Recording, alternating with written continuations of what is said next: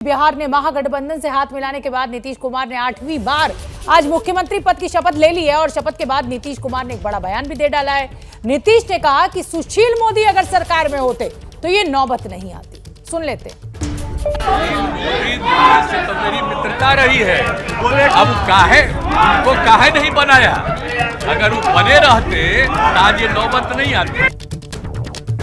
और बिहार की इस बड़े सियासी उलटफेर पर चर्चा के लिए हमारे साथ हमारे संवाददाता जुड़ रहे हैं। पटना से प्रकाश कुमार, दिल्ली से नीरज पांडे और न्यूज रूम से विकास भदौरिया। प्रकाश, पहले आपका रुख करूंगी। देखिए, शपथ ग्रहण हो गई और बिल्कुल महाराष्ट्र की तर्ज पर ही मुख्यमंत्री और उप मुख्यमंत्री ने शपथ ली, लेकिन मेरा सवाल फिर वहीं फंसा हुआ है जो मैं आपसे कल से जानना चाह रही हूं कि अब तेजस्वी यादव को क्या पोर्टफोलियो मिलने वाले हैं और ये जो मंत्रिमंडल का विस्तार है इसमें कौन कौन से चेहरे शामिल हो सकते हैं।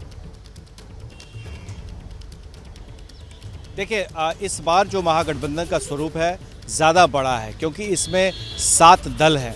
7 दल में अगर लेफ्ट पार्टीज मान भी लें कि वो लोग शामिल नहीं होते हैं तो फिर भी बड़ा हिस्सा जो है वो आरजेडी के पास जाएगा, क्योंकि वो सबसे बड़ी पार्टी है, उनके पास ज़्यादा विधायक है। तो ऐसे में जितना भी मंत्रालय होगा, जो पोर्टफोलियोज होंगे, सबसे ज़्यादा आरजेडी के पास। लेकिन यहाँ एक और पेच है और वो ये है कि महागठबंधन के नेता के तौर पर तेजस्वी यादव इस गठबंधन में आए हैं और नीतीश कुमार गठबंधन में शामिल हुए हैं। तो ऐसे में जो महागठबंधन के नेता के तौर पर तो कांग्रेस पार्टी भी उन्हीं के हिस्से में ही आएगी और नीतीश कुमार के हिस्से में मांझी की पार्टी हम रहेगी।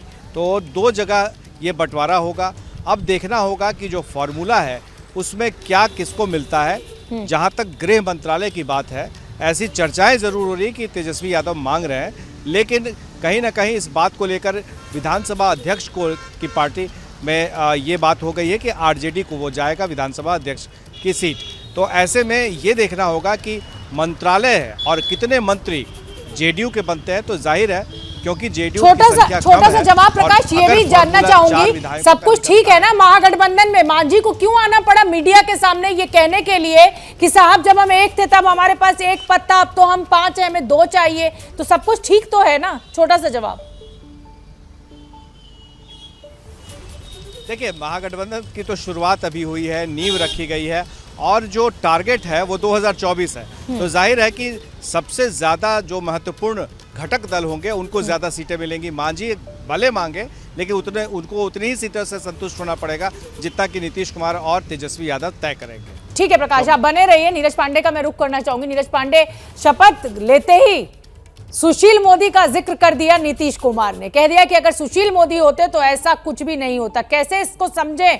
और ये इतनी जो मित्रता सुशील मोदी के साथ, इतनी जो प्यार आज नीतीश कुमार का निकल कर आया, ये जरा बताइए, इसको कैसे समझा जाए?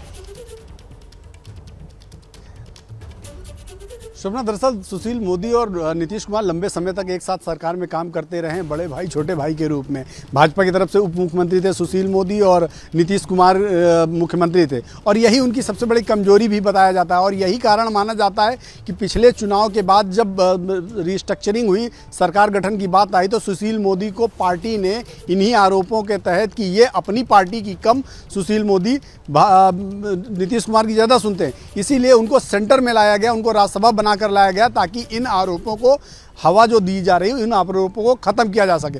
इसमें कोई शक नहीं कि लोग जो कहते हैं कि भारतीय जनता पार्टी के जो बिहार के संगठन से बात की जाए तो सुशील मोदी के बारे में ऐसी चर्चा थी कि वो भारतीय जनता पार्टी के से ज़्यादा नीतीश कुमार सुनते, और यही कारण मुझे ऐसा लगता है कि कहीं ना कहीं नीतीश कुमार जितना कंफर्ट जोन में थे सुशील मोदी के साथ, शायद उतना तारकिशोर प्रसाद के साथ या रेणुका देवी के साथ नहीं, रेणु देवी के साथ नहीं रहे होंगे, और यही रीज़न है कि उनका ये दर्द झलक कर सामने आए। लेकिन इसमें कोई शक नहीं कि आज की देर में भारतीय जनता पार्टी अपने दिल्ली से जो निर्णय होते हैं, यानी कि संगठन के लेवल पर जो निर्णय होते हैं, उनको वहाँ इम्प्लीमेंट कराती है, उनको बड़ी पुरजोर तरीके से रखती है। और यही एक कारण भी कि आपस में जो खिंचाव हुई, खासकर आपने देखा हो 1 महीने पहले जो विधानसभा अध्यक्ष थे विजय कुमार सिन्हा और मुख्यमंत्री के बीच में सदन के अंदर बहुत तीखी नोकझोंक हुई, वो भी एक बहुत बड़ा कारण माना जा रहा है। तो ये जो खींचतान हो रही थी, दरअसल एक तरफ से नहीं थी, दोनों तरफ से थी। आपको 10 सेकंड के लिए बस रोक रही हूँ।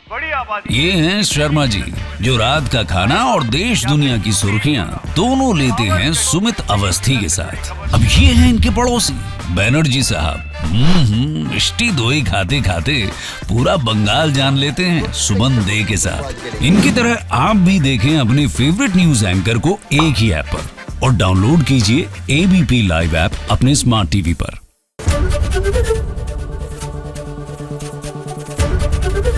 एबीपी न्यूज आपको रखे आगे।